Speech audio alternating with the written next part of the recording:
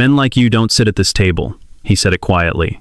No anger, no raised voice, just 7 words, spoken the way a man speaks when he has never once questioned his right to say anything he wants to anyone he wants in any room he owns. The man he said it to didn't flinch, didn't argue, just stood there with his hands still extended, steady, open, waiting.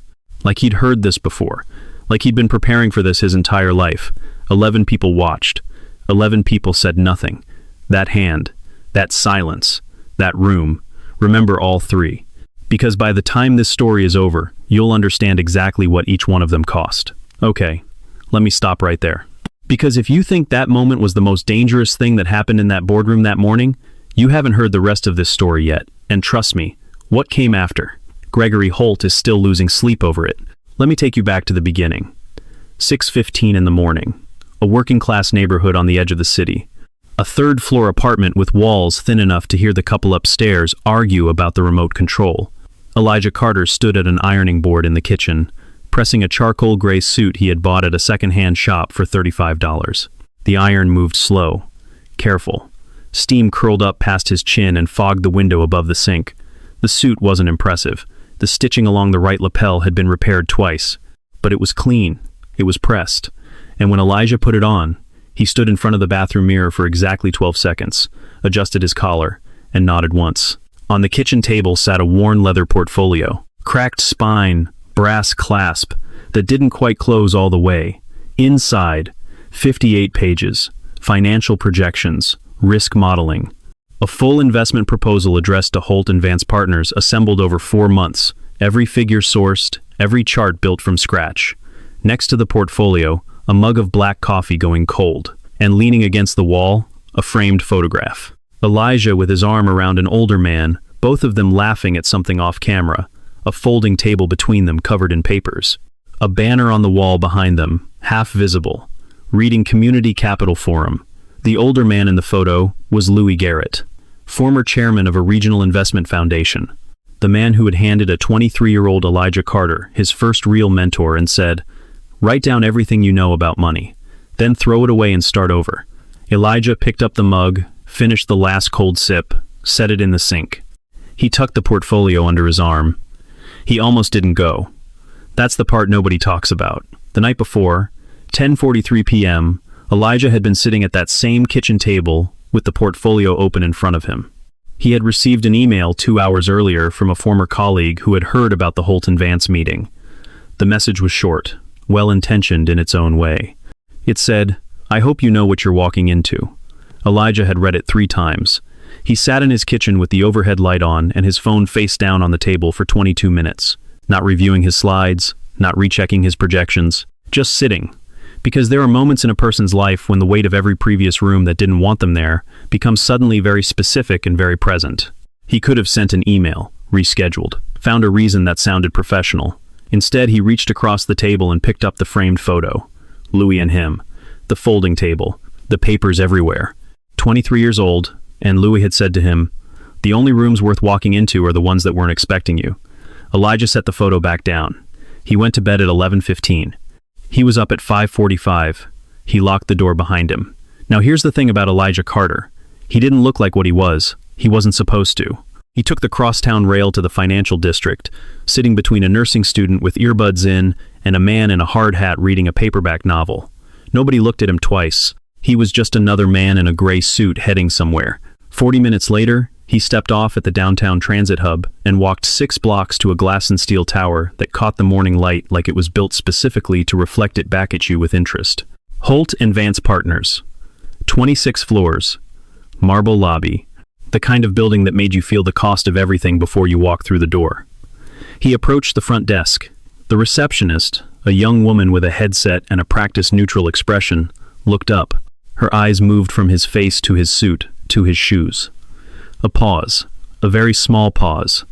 But there. "Can I help you?" Elijah Carter. 9 o'clock with your CFO. She typed something. Scrolled. Typed again. She pointed. Not toward the leather chairs near the window. Not toward the coffee station with the Italian machine and the small stack of business magazines. She pointed toward the far wall, near the door marked Facilities. "Wait over there. Someone will come for you." Elijah looked at the chair. Plastic. Pushed against the wall between a coat rack and a supply cart. He sat down. He set the portfolio on his lap. He waited. 9 o'clock came and went.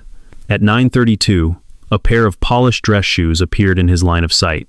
Stephen Page was tall and thin, with the kind of posture that came from years of standing in front of hostile boardrooms. He was the CFO of Holt & Vance Partners, and when he spotted Elijah sitting against the wall near the supply cart, something moved across his face. Not guilt exactly, more like a man who has been carrying a weight for 3 weeks and just got reminded how heavy it is. "Mr. Carter, I'm sorry about the wait. Please come with me." They rode the elevator to the 22nd floor in silence. And here's the thing about Stephen Page that nobody knew yet. He wasn't nervous because he was meeting an investor for the first time. He was nervous because he had met Elijah Carter before. 3 weeks earlier, at an industry event hosted by a regional banking consortium, Stephen had been handed a business card by a man who said 3 sentences, shook his hand, and moved on. The card read, "Elijah Carter, Carter Meridian Capital." That card was still in Stephen's wallet. He had scheduled this meeting knowing exactly who was walking through the door. He had told Gregory Holt that a major investor was coming. He had not told Gregory who that investor was. And on the elevator ride up, watching the floor numbers climb, Stephen Page kept checking his watch. Not because he was late. He was deciding whether to say something. He didn't. The elevator opened. A long hallway stretched ahead. At the end, a set of double doors. Behind those doors, 11 executives, a mahogany table with a glass water pitcher, and 11 leather chairs, and Gregory Holt. Stephen opened the doors. Elijah stepped inside. The room conversations dropped to nothing. Then the far door opened, and Gregory Holt walked in. Custom navy suit, gold clip on his tie. The stride of a man who had never once, in 23 years of building this company, walked into a room he didn't own. He scanned the table, nodded at faces. Then his eyes landed on Elijah. He stopped. The muscles in his jaw moved. His chin went up by about half an inch. His nostrils flared. It was subtle. The kind of reaction that's easy to miss if you're not paying attention. But 11 people were paying very close attention. Stephen stepped forward. "Gregory, this is the investor I mentioned. Elijah Carter, from Carter Meridian." He didn't get to finish. "I can see what this is, Stephen." The room went cold. Gregory crossed toward Elijah, the way a man crosses toward something he wants removed from his property. He stopped 3 feet away, close enough to make a point, far enough to make sure no one in the room missed it. Elijah extended his hand. Simple, standard, the most ordinary gesture in professional life. Gregory looked at the hand, looked at Elijah's face, looked back at the hand. He didn't take it. Men like you don't sit at this table. No profanity, no slurs. Just 7 words, said quietly, in front of 11 witnesses. And somehow, that quietness made it worse. Because quiet said, "I don't even need to raise my voice. I don't even think you're worth the energy." Elijah kept his hand where it was. "Your CFO reached out to me directly. I have a proposal your team requested. I don't care what Stephen requested." Gregory didn't look at Stephen when he said it. "He doesn't speak for what happens in this room. I do. I understand that. 5 minutes is all I'm asking for. You're asking for 5 minutes in a room you were never supposed to be in." He leaned in slightly, still quiet, still controlled. "I built this company. 23 years. Every client in this building, every contract on these walls, every dollar in that conference budget. Mine. And I decide who brings their pitch to this table." A pause. Then, "You are not that person." Nobody spoke. 11 executives, with law degrees and corner offices and quarterly bonuses, sat perfectly still. Not one of them moved. Not one of them looked at Gregory. Not one of them looked at Elijah. They looked at the table, the water pitcher, the grain of the mahogany, anything else. Elijah lowered his hand. He opened the portfolio and began to speak. "If I could just walk you through the structure." He didn't finish the sentence. Gregory reached over and pressed the portfolio shut. Not a slap. Deliberate. A slow, deliberate press of his palm flat against the cover, holding it closed. I said no. Elijah looked at the table. Then he opened the portfolio anyway, 1 page at a time, and began arranging the pages in a neat stack. Methodical, unhurried, like a man who had somewhere to be and was simply finishing up before he left. Gregory watched him, arms crossed, head tilted. The posture of a man who has just realized the person he's dismissing isn't reacting the way dismissed people are supposed to react. "You come in here," Gregory said. with your $30 suit and your borrowed confidence, acting like you belong in this room. And you know what that tells me? He stepped back. It tells me you've never learned where your ceiling is. Elijah kept stacking pages, corner to corner, tapping the edges against the table to align them. Nobody helped him. That's the part I need you to sit with for a second. 11 people in that room. 11 people with advanced degrees and professional obligations and presumably, at some point in their lives, someone who taught them what it meant to have basic decency. And not one of them reached over to pick up a single page. Not one of them said anything. They just watched. And I know some of you watching this right now have been in that room, not the 22nd floor. The room where something wrong was happening, and you were sitting at the table and you told yourself there was nothing you could do. And maybe that's true, but there's a particular kind of silence that follows you home. The kind you can still hear at 2 in the morning. 11 people knew what it sounded like. Elijah stacked the last page, tapped the edges, placed them back inside the cracked leather portfolio, the one with the brass clasp that didn't quite close all the way. "Are you finished?" Gregory said. Elijah closed the portfolio. He looked at Gregory, not with anger, not with shame, with something that was somehow worse than both of those things. Calm. Total, unshakable calm. The kind that doesn't come from not caring. The kind that comes from having been measured by people like Gregory Holt your entire life, and deciding, at some point, that their measurements were not the ones that counted. "Yes," Elijah said, "I believe I have everything I need." He stood, straightened his jacket, picked up the portfolio. He walked toward the door. His footsteps were quiet on the carpet. His back was straight. His shoulders were level. He moved like a man carrying something invisible and very heavy, and carrying it without letting it show.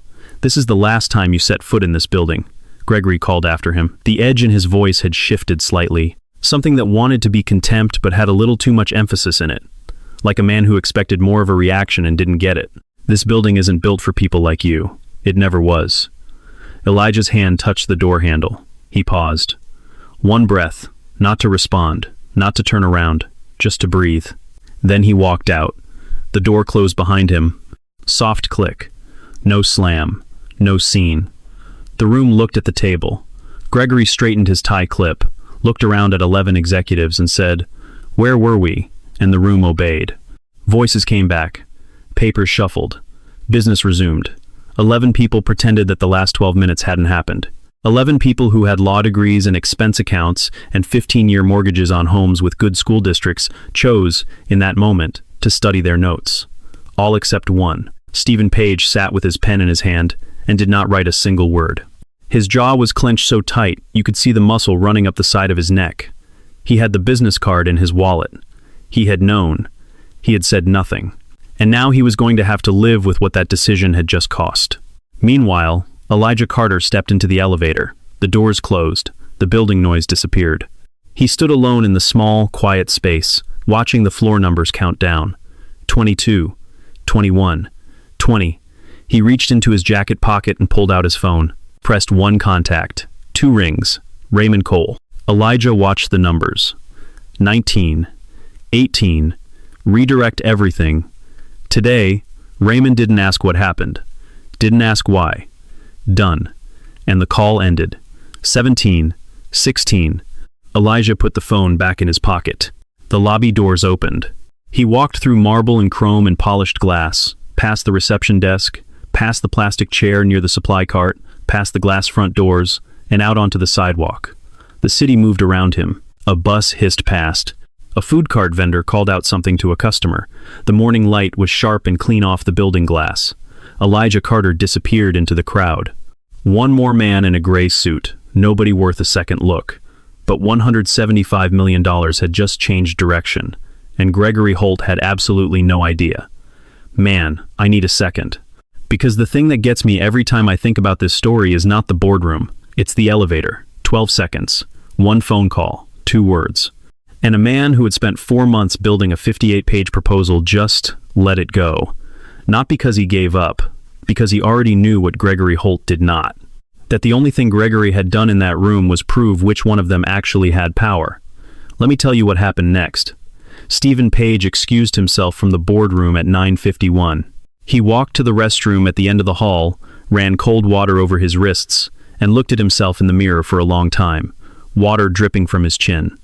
Tie loosened, eyes that hadn't been sleeping right in weeks. He had the card. He had arranged the meeting knowing who Elijah Carter was. And he had stood in that elevator with him and watched the floor numbers go up and said absolutely nothing. Now he had to decide whether to walk back into that boardroom and tell Gregory the truth.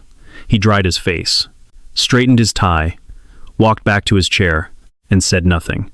2 weeks passed. In those 2 weeks, Gregory Holt did not think about Elijah Carter once.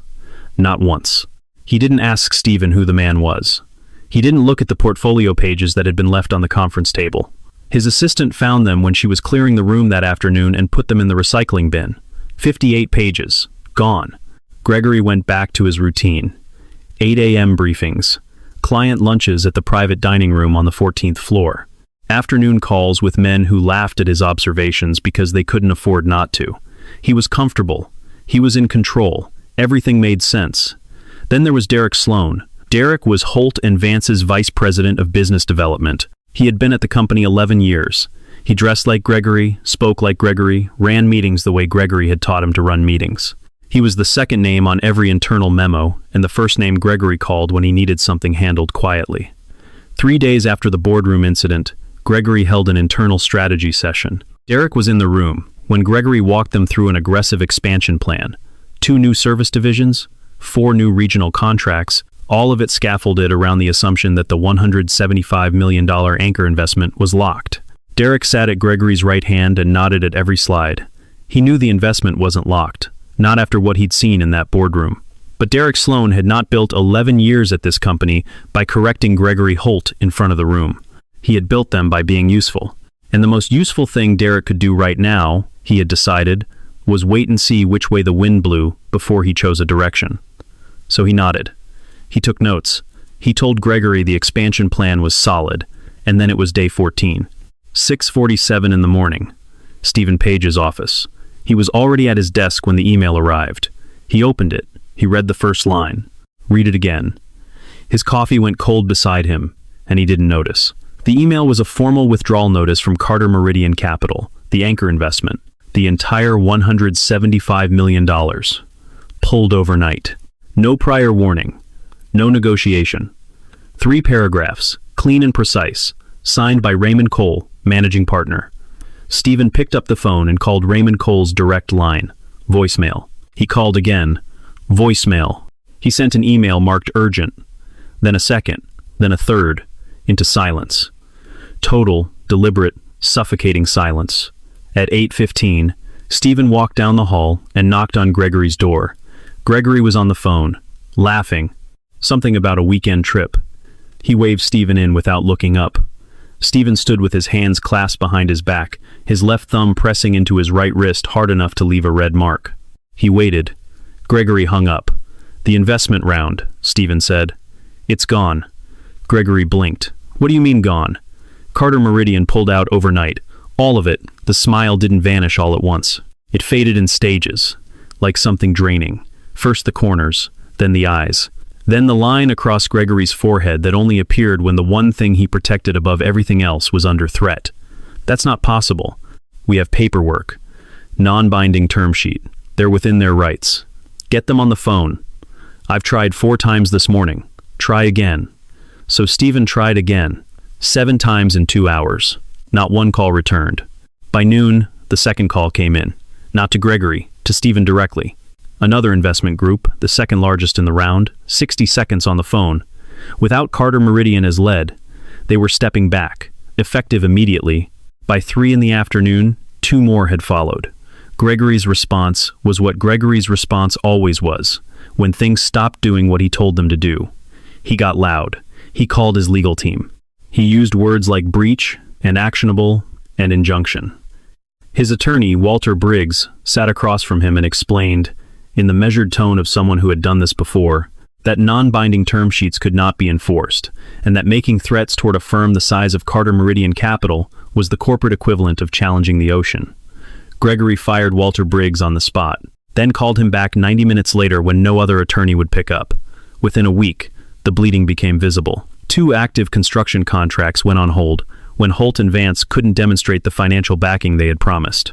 A municipal infrastructure deal, 45,000 tons of structural steel for a bridge expansion project, the kind of contract that takes 3 years to land, went into administrative delay, because the city's procurement office couldn't verify the company's funding stability. 3 weeks after the round collapsed, the first round of layoffs happened. 37 employees, engineers, analysts, project coordinators, people who had nothing to do with anything that had happened on the 22nd floor. People who showed up on a Monday morning and found their building access cards deactivated and an HR representative waiting with a cardboard box. Gregory stood in front of the remaining staff that afternoon.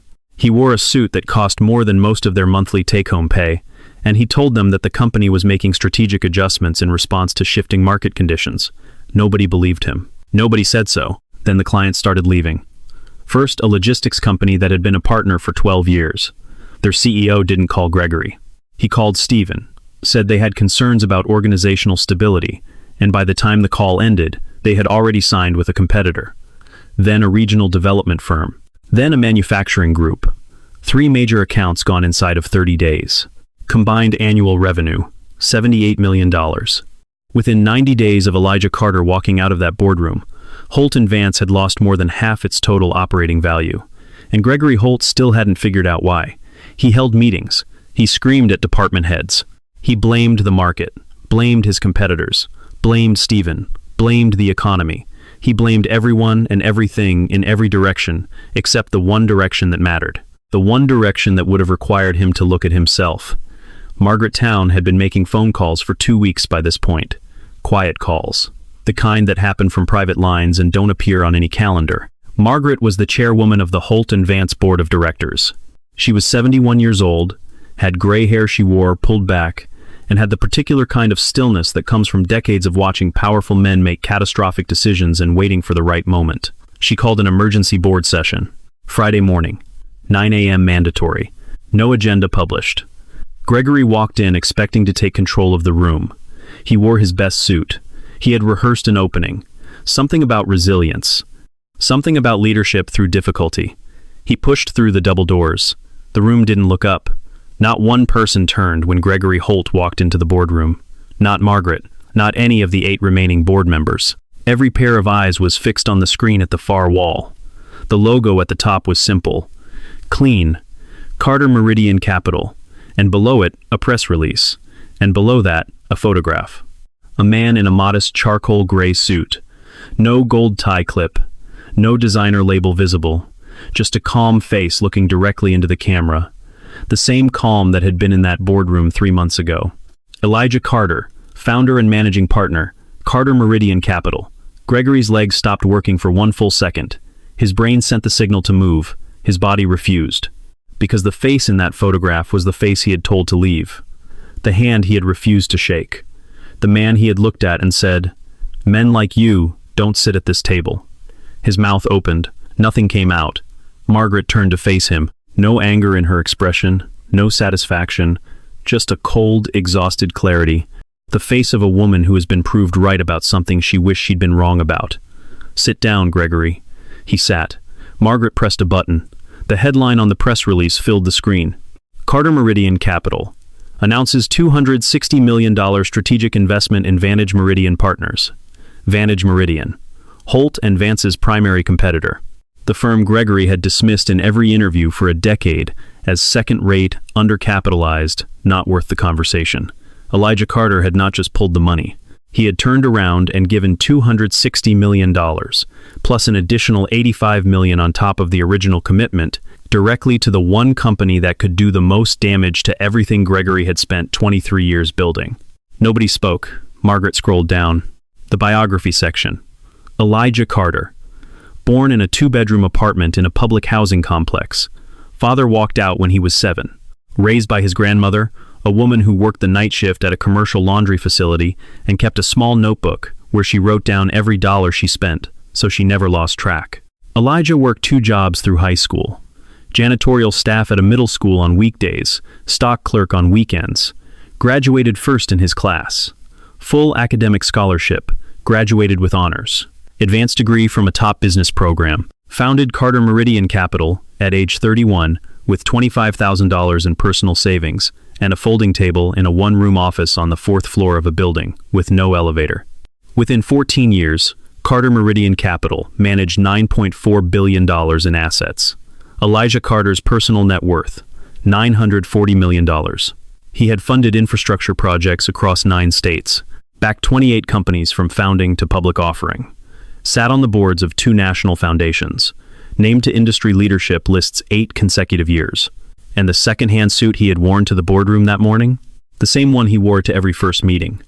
Same suit he had pressed on an ironing board at 6:15 in the morning before riding the crosstown rail downtown.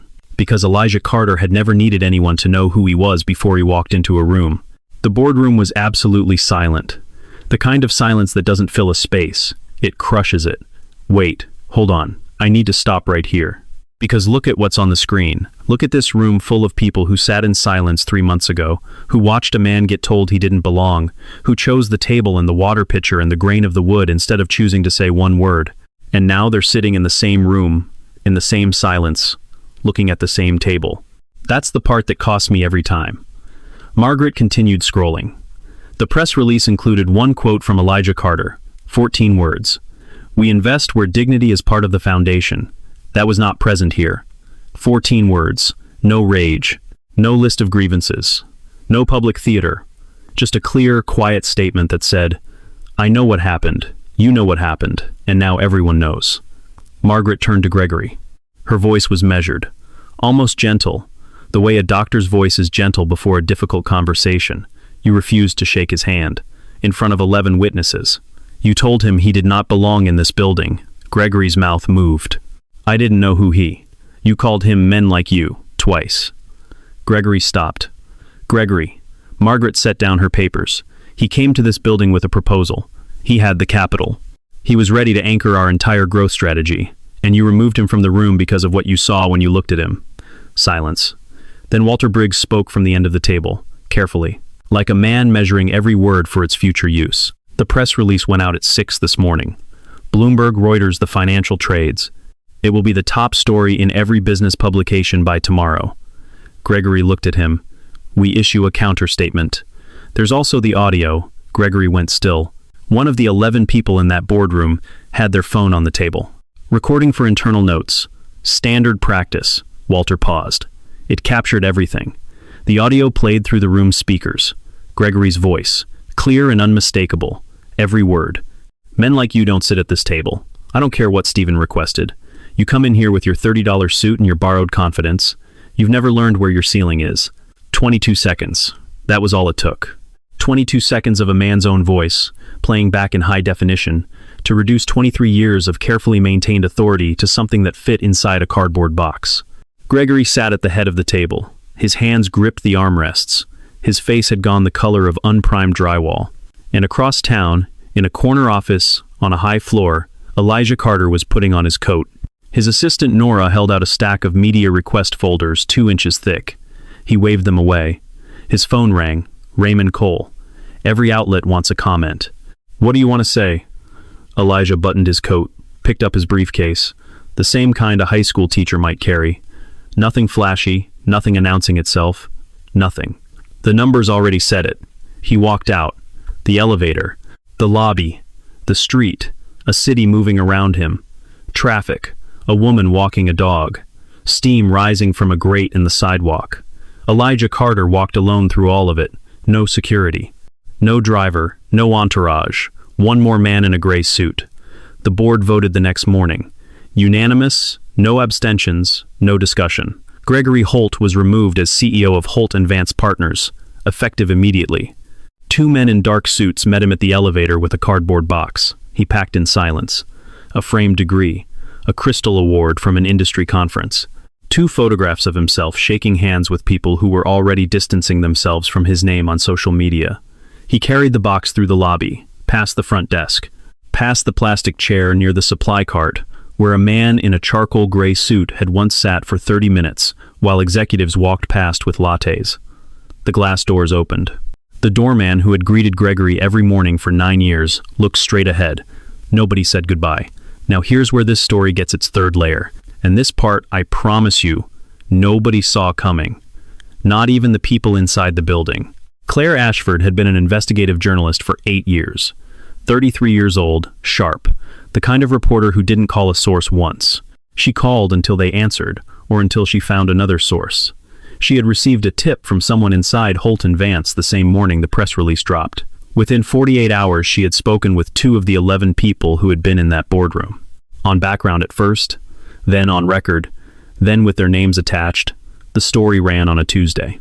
By noon, it was the most read piece on the publication's site. By 3, it was on cable news. By evening, it had been shared over 1.5 million times. But it was the audio that broke everything open. 22 seconds, played on air 11 times in a single day. Gregory's voice, in his own boardroom, in front of his own people, saying out loud the thing he had always believed and never expected to cost him anything. And while Gregory was watching his career dissolve, Claire Ashford kept digging. She always kept digging. Within a week of the first story, 3 former employees of Holt & Vance reached out to her directly. They hadn't been looking for permission. They had been waiting for a reason. The first was a structural engineer, black, around 40. He had worked at the company for 11 years, applied for a senior project lead role 4 times, denied every time. Each time, the position went to someone with fewer years of experience and thinner qualifications. He had documentation, emails, performance reviews, going back 7 years, promotion records, dates, and names. The second was an operations coordinator, Latina. She described being removed from a client-facing team on the instruction of Derek Sloan, who told the department head that the client preferred a certain presentation. She had saved every email, every memo. The third was a project manager, black, 28 years old. He had quit after 2 years. In his exit review, Derek Sloan had sat across from him and said, in a tone that was almost kind, that he had potential, but that certain positions at this level required a cultural fit that he should be realistic about. He had recorded that conversation on his phone. He had never told anyone.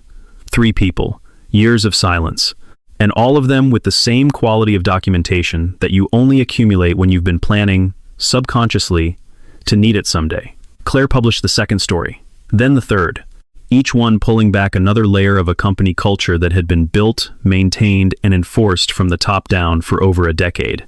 Here's what the federal investigation found. Emails from Gregory Holt to senior management directing that client-facing teams maintain a specific professional image. Memos from Derek Sloan to HR instructing them to flag candidates as cultural misalignment and root them out before the final round. The investigators called it coded language in their report. Internal promotion records showing that minority employees at Holt & Vance advanced at less than 40% of the rate of equally qualified white colleagues. 64 pages. The word systemic appeared 11 times. And here's the part that took Gregory Holt by complete surprise. The investigation found that many of those directives hadn't come from Gregory directly. They had come from Derek Sloan. Derek had been running a quiet, parallel system for 11 years, routing candidates, adjusting evaluations, shaping the workforce from the inside. Gregory had set the culture. Derek had built the infrastructure. Derek Sloan was terminated. His name appeared in the federal report 9 times. He never gave a public statement. His LinkedIn profile went dark within a week. That's the third revelation. It was never just Gregory. It was a system, and the system had more than one architect. The Equal Employment Opportunity Commission reached a settlement with the new leadership at Holt & Vance for $14.5 million.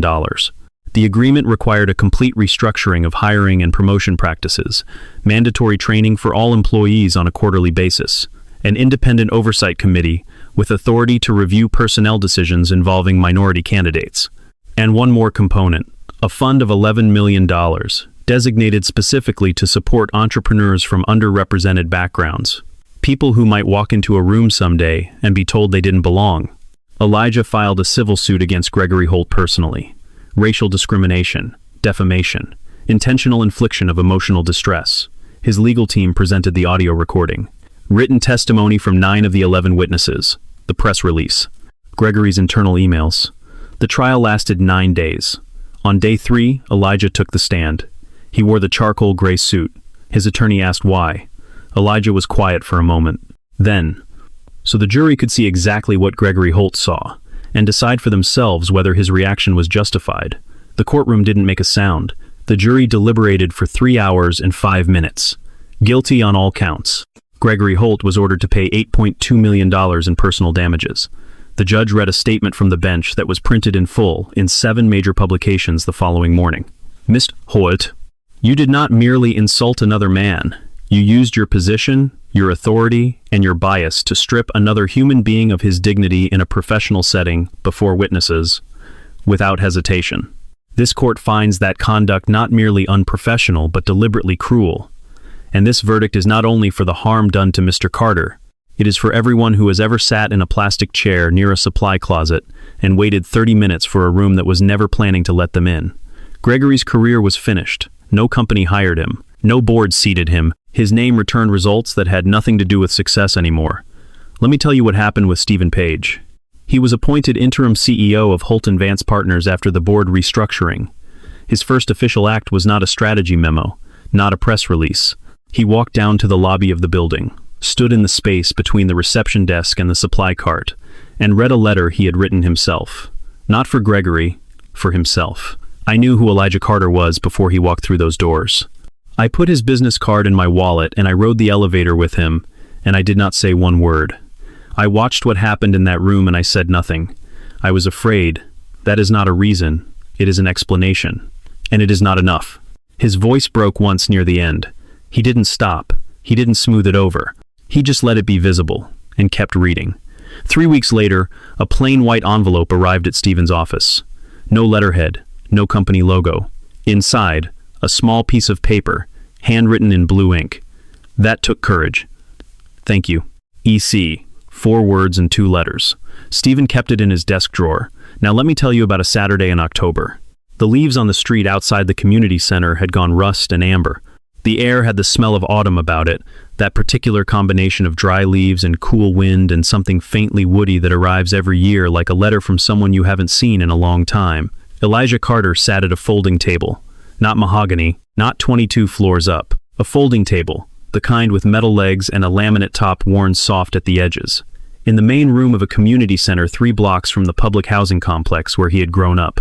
Linoleum floors, fluorescent lights, plastic chairs arranged in a half circle. A coffee machine in the corner that took 45 seconds to fill a paper cup. 23 young entrepreneurs sat around him, notebooks open, phones put away. Elijah wasn't presenting. He wasn't lecturing. He was just talking. The way a person talks when they've been through something, and they'd rather someone else not have to learn it the hard way. The world is going to tell you what you're worth, he said. It's going to look at where you came from and the clothes you're wearing and the way you talk and the neighborhood you grew up in, and it's going to assign you a number. He paused. Let it do that. Because while it's busy running that calculation, you'll be building something it doesn't have a formula for yet. A young woman in the front row raised her hand. 22 years old. First in her family to go to college. Engineering student. She held her pen in both hands the way some people hold things when they're trying to ask a question, and hoping it doesn't sound too small. What do you do when someone tells you that you're in the wrong room? Elijah looked at her. The same steady eyes. The same unhurried expression that had looked back at Gregory Holt without moving. You show up the next day, he said, and the day after that, until the room changes, or until you stop waiting and build your own. She wrote it down. Outside the community center, on the brick wall near the entrance, a small brass plaque had been mounted at eye level. Simple design, clean lettering. The Elijah Carter Entrepreneurship Center. Because where you start has nothing to do with where you finish. Carter Meridian Capital had funded the full $11 million. No press conference, no ribbon-cutting ceremony, no cameras. Elijah had specifically requested none of those things. He wanted results, not coverage. Across the city, in a rented apartment in a quiet neighborhood with peeling paint on the window frames and a kitchen table that wobbled unless you put a folded napkin under one leg, Gregory Holt sat alone. On the table, a business journal. Elijah Carter's face on the cover. The headline read, "The Quiet Builder, How Elijah Carter Turned a Closed Door into a Foundation." Gregory had read the article twice. Each time, a different detail landed differently. A quote about patience, a line about the folding table, a photograph of the community center, taken in morning light, with a group of young people standing outside and laughing at something off frame. There was one paragraph near the end of the article he had read 4 times. It described the brass plaque on the community center wall. The journalist had asked Elijah what the center meant to him personally. His answer, printed in the article, was one sentence: "It's the room that says you were expected." Gregory set the journal face down on the table. He looked at his hands. In his kitchen, on the windowsill above the sink, there was a coffee mug, plain, white, from the previous life. the logo of Holt and Vance Partners printed on the side in navy and gold. He used it every morning because it was the only mug he had unpacked when he moved in. He hadn't noticed it for months. He noticed it now. He looked out the window at the quiet street. Something had shifted. Not redemption, not absolution, just understanding. The slow, grinding kind that comes when a person stops looking for someone else to blame and starts following the trail of decisions backward to where they began. Gregory had not been destroyed by Elijah Carter. Elijah had simply stopped standing between Gregory and the natural consequence of his own choices. Every word, every refusal. Every men like you, said in front of witnesses, in a room built from money and ambition, and the assumption that the rules of basic decency did not apply to the people who made them. All of it belonged to Gregory. Every piece of the wreckage had his fingerprints on it. And now Louis Garrett was speaking in a small conference room at a regional investment summit. 300 people in folding chairs. No major cable network. No keynote billing. Just an older man at a microphone, telling the story of a 23-year-old who had shown up to his office one day with a handwritten business plan, a series of questions so precise they made Louis sit up straight, and absolutely no pretense about who he was or where he'd come from. "I've worked with a lot of talented people over 40 years, Louis said. Elijah Carter is the only one who never once asked me to see him differently than I saw him. He just kept working. And then one day the work spoke for itself, and everything else became background noise. A woman in the third row typed something into her phone. The man next to her leaned over to look at the screen. The quote was already moving. That's the thing about a story like this. It doesn't stay in a boardroom. It doesn't stay in a courtroom. It doesn't stay in the business section of a newspaper that most people skim on their way to the crossword. It goes everywhere. People have ever been handed a number that was smaller than they knew themselves to be. The investment Elijah redirected into Vantage Meridian paid off 18 months later. The company grew into a top-tier firm, expanded into 5 new markets, hired over 2,000 people, and built a new headquarters. Every major press release named Carter Meridian Capital as the investment partner that made the growth possible. Elijah's story became a case study at 4 business schools, a reference point in corporate ethics training programs. The 22-second audio recording was used in professional development seminars across the country, not as entertainment, as evidence. Evidence that the way you treat people is a decision, that every decision has a cost, and that the people who seem most invisible in a room are sometimes the ones who can change everything about it. If this story made you think of someone in your life, someone who showed up and kept showing up, and built something in the space between who they were told they were and who they actually became, tell me about them in the comments. I want to hear their story. And if you know someone who needs to hear this today, share it with them. Sometimes one story is enough to remind a person that the room doesn't get to decide if they belong. They already do. The most dangerous person in any room is not the loudest one. It's not the one with the most titles on the wall or the most expensive tie clip on his collar. It's the one who walks in without needing the room to validate them, because they've already done the work. And the work doesn't lie.